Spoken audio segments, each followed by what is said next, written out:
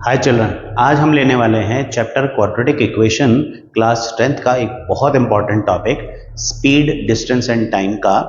इसमें हमारे पास situational problems जो हैं वो काफ़ी बनती हैं और बोर्ड एग्जाम में सबसे ज़्यादा पूछे जाने वाले क्वेश्चन जो हैं वो इसी हेडिंग में से आते हैं, स्पीड, डिस्टेंस एंड टाइम का। तो ये अगर मैं 3-4 क्वेश्चन जो करवा रहा हूँ ये तुम अच्छे से समझ के कर लेते हो ना, तो इस पे एक बड़ा क्वेश्चन आने का बहुत चांस होता है। इवन 5 मार्क्स तक का क्वेश्चन या 4 मार्क का केस स्टडी टाइप का क्वेश्चन भी इस पर काफी बार आ चुका है। तो हम लोग स्टार्ट करते हैं स्पीड, डिस्टेंस, टाइम पर बेस्ड क्वाड्रेटिक इक्वेशंस के क्वेश्चन। इन क्वेश्चंस में तुम्हें एक खास चीज दे रखी होती है कि तुम्हारे पास एक ऑब्जेक्ट है, एक ऑब्जेक्ट या एक से ज्यादा ऑब्जेक्ट भी हो सकते हैं जिनकी स्पीड चेंज हो रही है। जैसे सपोज तुम्हें दे रखा है कि एक ट्रेन है, वो अपनी स्पीड बढ़ा देती है 10 किलोमीटर पर आवर से, तो उसको 1 घंटा कम लगता है। तो इस तरह की सिचुएशन दे रखी होगी कि एक ट्रेन है, बस है, प्लेन है जो अपनी स्पीड बढ़ा रही है या कम कर रही है एंड अकॉर्डिंगली उसका टाइम जो है वो चेंज हो रहा है। अब इस क्वेश्चन को कैसे अटेम्प्ट करना है ये मैं स्टेप बाय स्टेप तुम्हें करके दिखाऊंगा। इसको ढंग से देखना, एंड तक देखना, तीनों क्वेश्चन अच्छे से देखोगे तो इसमें कोई प्रॉब्लम आएगी ही नहीं। तो सबसे पहला जो क्वेश्चन दे रखा है, इसमें दे रखा है कि एक ट्रेन है, वो 300 किलोमीटर का डिस्टेंस कांस्टेंट स्पीड पर चल रही है। अगर वो अपनी स्पीड 5 किलोमीटर पर आवर से बढ़ाती है तो उसे सेम जर्नी को कवर करने में 2 घंटे कम लगते हैं। मतलब तुम्हें यहां पर दे रखा है एक तो डिस्टेंस। अच्छा, ऐसे क्वेश्चन में डिस्टेंस हमेशा दे रखा होता है, तो मैं सिंपल 2-3 स्टेप्स बताऊंगा, वो स्टेप्स तुम ध्यान रखोगे तो इन क्वेश्चन को बड़े आराम से कर पाओगे। हमें फोकस करना है 3 चीजों पर, स्पीड, डिस्टेंस और टाइम पर। ऐसे क्वेश्चंस में जनरली हम लोग स्पीड को x मानेंगे। अब किसकी स्पीड x है? तो भाई ये ट्रेन है, एक तो इसकी ओरिजिनल स्पीड थी और कुछ एक बढ़ी हुई स्पीड है। तो हम लोग क्या लिखेंगे, let original speed of the train be x kilometres per hour. Original speed को मैं x किलोमीटर्स पर आवर मान लेता हूं। अच्छा, वो कह रहा है if it increases it's speed bye 5 kilometre per our. Speed 5 kilometre per our से बढ़ गई है, तो अगर ओरिजिनल स्पीड x है तो फिर नई स्पीड क्या होगी? Therefore new speed of train will be x plus 5 kilometres per our. ये हो जाएगी नई स्पीड। तो हमने पहले स्पीड लिख ली x प्लस 5। अब इस क्वेश्चन में डिस्टेंस तुम्हें दे ही रखा है, तो डिस्टेंस कितना दे रखा है? देखो डिस्टेंस दे रखा है 300 किलोमीटर। तो अब हम लिख लेते हैं डिस्टेंस। डिस्टेंस है हमारे पास 300 किलोमीटर। अब बचा क्या? स्पीड हो गई, डिस्टेंस हो गई, बचा क्या? टाइम। तो अब टाइम निकालो। तो ये ओरिजिनल स्पीड है, तो अब निकालो पहले ओरिजिनल टाइम। अब टाइम कैसे निकालते हैं? हम जानते हैं टाइम निकलता है डिस्टेंस अपॉन स्पीड से। तो डिस्टेंस कितना है? डिस्टेंस है 300 और स्पीड कितनी है? x। तो स्पीड रखेंगे x, तो 300 अपॉन x। स्पीड x क्यों लिए? क्योंकि मैं ओरिजिनल टाइम ले रहा हूं तो स्पीड भी ओरिजिनल ही लेनी है। अब मैं लूंगा न्यू टाइम, मतलब अब जो टाइम लग रहा है, न्यू टाइम ये है 300 अपॉन x प्लस 5। क्योंकि अब नया टाइम मतलब नया डिस्टेंस अपॉन नई स्पीड। अब डिस्टेंस तो सेम है, डिस्टेंस तो उतना ही है 300 किलोमीटर, स्पीड लेकिन बढ़ गई है, तो accordingly time distance upon speed नई स्पीड आ जाएगी। अब क्वेश्चन में तुम्हें दे रखा है कि अगर वो 5 किलोमीटर पर आवर से अपनी स्पीड बढ़ाता है तो उसको 2 घंटे कम लगते हैं। मतलब अभी उसको 2 घंटे कम लग रहे हैं, पहले उसे 2 घंटे ज्यादा लगते थे। तो हम ये कह सकते हैं कि अकॉर्डिंग टू क्वेश्चन, ATQ मतलब according to question, original time minus new time, ये कितना आएगा? ये आएगा हमारे पास 2 आवर्स। कि भाई पहले 2 घंटे ज्यादा लगते थे, ये तो सीधी सी बात है ना कि पहले स्पीड कम थी, अब स्पीड बढ़ गई है, तो पहले 2 घंटे ज्यादा लगते थे। तो original time minus new time, ये हमारी इक्वेशन बनेगी। अब ओरिजिनल टाइम क्या है? 300 upon x minus new time is 300 upon x plus 5। अब इसको सॉल्व करके हमारी इक्वेशन बनेगी। तो पहले तुमने स्पीड ली, डिस्टेंस लिया, टाइम निकाला और टाइम का डिफरेंस जो दे रखा था उस पर इक्वेशन बना ली। अब इसका एलसीएम ले लेते हैं। तो x और x प्लस 5 का एलसीएम क्या होगा? तो x और x प्लस 5 का एलसीएम होगा x into x plus 5। x plus 5 को 300 से मल्टीप्लाई करेंगे तो ये हो गया हमारे पास 300 इंटू एक्स प्लस 5। ये माइनस का साइन आ गया बीच में, इस x को 300 से किया into 300x is equals to 2। अब इसको सॉल्व कर लेते हैं। तो 300x plus 1500 minus 300x is equals to 2x into x plus 5। Cross multiply कर लिया, क्वाड्रेटिक बनानी है तो सबको न्यूमरेटर में लेके आए, तो ये तो कैंसिल हो गया। अब हमारे पास बचा है 1500 is equals to 2x into x plus 5। क्योंकि 2 यहां पर मल्टीप्लाई हो रहा है तो उसको हम इधर ले जाते हैं ताकि कट जाए टर्म्स और इक्वेशन सिंपल बने। तो ये 1500 को 2 से डिवाइड करेंगे तो 750 is equals to x into x plus 5 बना। अब इक्वेशन बनाते हैं एक्स स्क्वायर प्लस 5x और ये प्लस का 70 फिर वहां साइन 50 वहां जाके माइनस का 750 हो जाएगा। ये बन गई हमारी क्वाड्रेटिक इक्वेशन। अब इसका सोल्यूशन निकालने के लिए या तो क्वाड्रेटिक फॉर्मूला यूज कर सकते हैं या फिर मिडिल टर्म स्प्लिटिंग कर सकते हैं। अगर तुम क्वाड्रेटिक फॉर्मूला कैसे यूज करते हैं ये देखना चाहते हो तो उसका डिस्क्रिप्शन लिंक में दे रखा है, तो वहां पर जाकर तुम उसको चेक कर लो। और दूसरा, अगर तुम मिडिल टर्म स्प्लिट करना चाहते हो तो फिर 750 का हमारा प्रोडक्ट है और जो डिफरेंस है वो चाहिए हमें 5 का।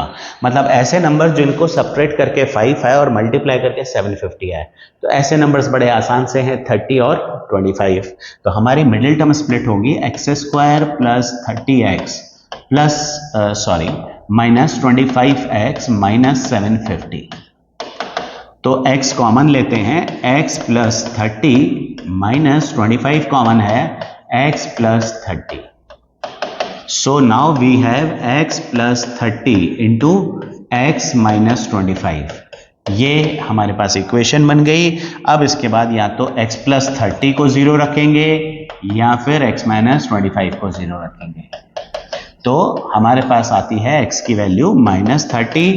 ये रिजेक्ट कर दी जाएगी क्योंकि स्पीड हमें पता है नेगेटिव नहीं होती है, तो मेंशन करेंगे कि स्पीड नेगेटिव नहीं होती। तो हमारी जो ओरिजिनल स्पीड निकल के आ रही है वो निकल के आ रही है 25 किलोमीटर पर आवर। अब क्वेश्चन में तुमसे इस ओरिजिनल स्पीड भी पूछ सकते हैं, नई स्पीड भी पूछ सकते हैं, टाइम भी पूछ सकते हैं, तो जो पूछे उसके बाद तुम निकालते जाओ। जैसे अगर तुमसे ओरिजिनल स्पीड पूछी तो तुम्हारा आंसर 25 किलोमीटर पर आवर है। अगर वो पूछते नई वाली स्पीड बताओ तो नई वाली स्पीड होती है हमारी 25 प्लस 5 30 किलोमीटर पर आवर। वो पूछते भाई ओरिजिनल टाइम बताओ तो तुम बता देते 300/25। नया टाइम बताओ तो 300/30 ये आ जाता था, एंड सो ऑन। अच्छा, सभी क्वेश्चंस मोर और लेस एक ही तरीके से होते हैं। मैं और भी 1-2 क्वेश्चंस करके दिखा रहा हूं तुम्हारे को, मोर और लेस इसी तरीके से होंगे। ठीक है, लेट अस सी वन मोर सिमिलर क्वेश्चन। तो यहां देखो ये दे रखा है कि 2 ट्रेन है हमारे पास, एक एक्सप्रेस ट्रेन और एक passenger train. Express train takes 2 hours less than passenger train. जो एक्सप्रेस ट्रेन है वो 2 घंटे कम लेती है पैसेंजर ट्रेन से। ठीक है, टाइम का डिफरेंस दे रखा है पिछली बार की तरह। To cover a distance of 240 kilometre, इस बार डिस्टेंस है 240 किलोमीटर का, पिछली बार भी डिस्टेंस दे रखा था। Speed of express train is 10 kilometre per hour more. तो यहां भी स्पीड का जो रिलेशनशिप है वो तुम्हें दे रखा है। तो सबसे पहले स्पीड ले लेते हैं हम। तो हम ले लेते हैं let speed of passenger train, है ना, passenger train be x kilometres per hour. तो स्पीड ऑफ एक्सप्रेस ट्रेन कितनी आएगी भाई? वो कह रहा है कि जो एक्सप्रेस ट्रेन है उसकी स्पीड पैसेंजर से 10 किलोमीटर पर आवर ज्यादा है।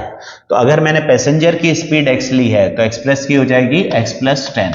अच्छा, x किसको लेना है वो तुम्हारी मर्जी है, तुम एक्सप्रेस की स्पीड को भी x ले सकते हो, तो पैसेंजर की x माइनस 10 हो जाएगी। और डिस्टेंस एज यूजुअल, डिस्टेंस इस क्वेश्चन में कितना दे रखा है? डिस्टेंस दे रखा है 240 किलोमीटर। तो स्पीड को x माना, डिस्टेंस क्वेश्चन में दे रखा है, टाइम निकालो। तो निकालो पहले time taken by passenger train. Time taken by passenger train, तो टाइम कैसे निकलेगा?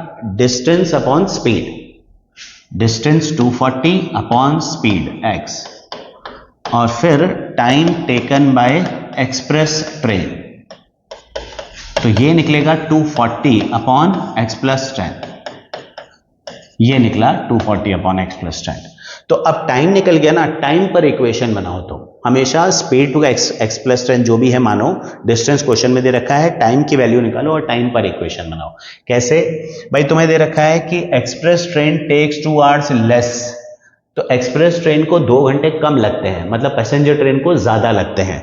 तो हम लिखेंगे पैसेंजर ट्रेन का टाइम माइनस एक्सप्रेस ट्रेन का टाइम कितना है, 2 घंटे है।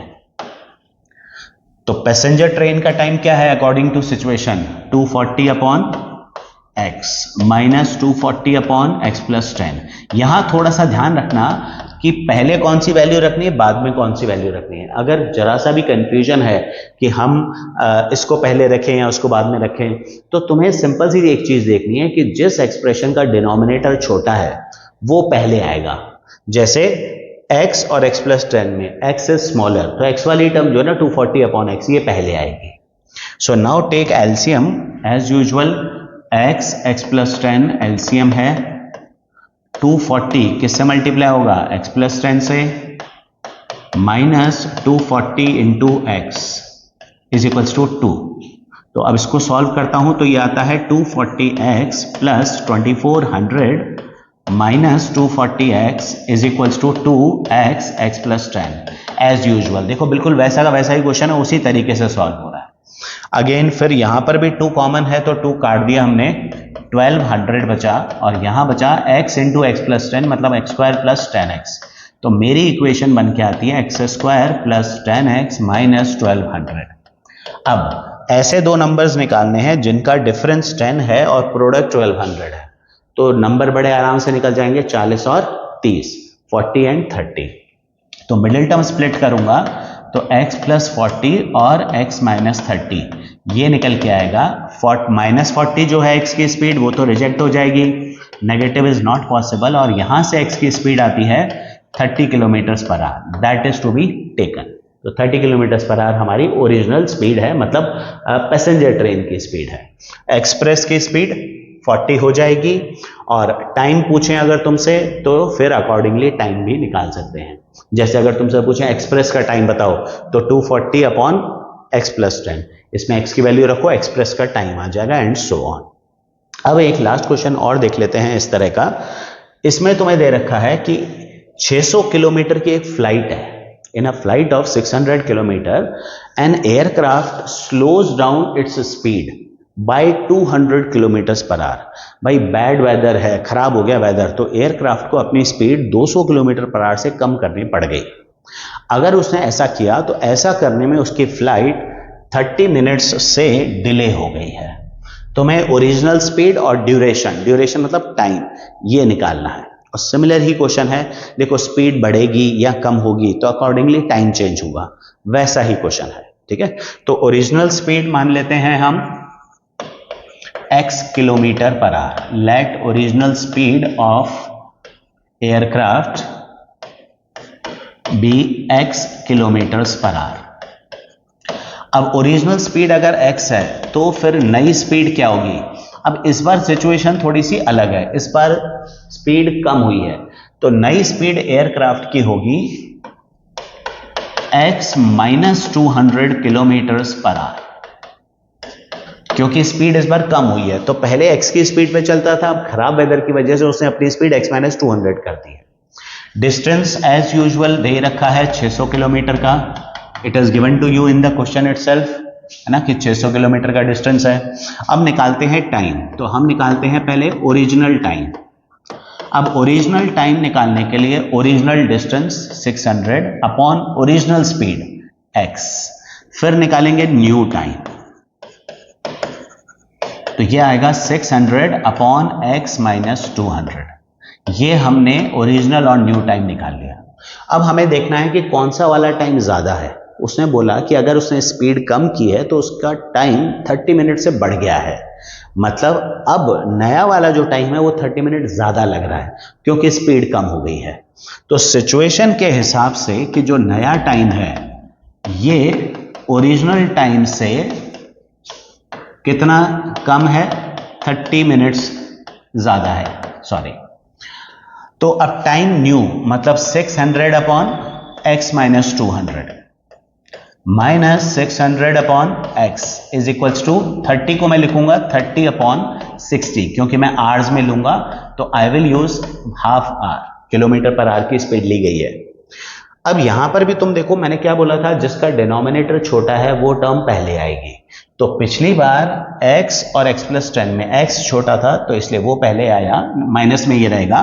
x माइनस 200 और x में x माइनस 200 छोटा है तो वो पहले आएगा, x माइनस 200 पहले आएगा। Now take LCM as usual. तो अब हमारा एलसीएम आएगा x इंटू एक्स माइनस 200 और ये आएगा 600x minus 600 into x minus 200। अब इसके बाद वाला जो पार्ट है वो मैं तुम्हारे लिए छोड़ रहा हूं, तुम इसको पूरा सॉल्व करके इसका आंसर निकालो कि ओरिजिनल स्पीड क्या थी फ्लाइट की और टाइम ड्यूरेशन ओरिजिनल कितना था। जो भी आंसर आता है वो निकाल के कमेंट में बताओ।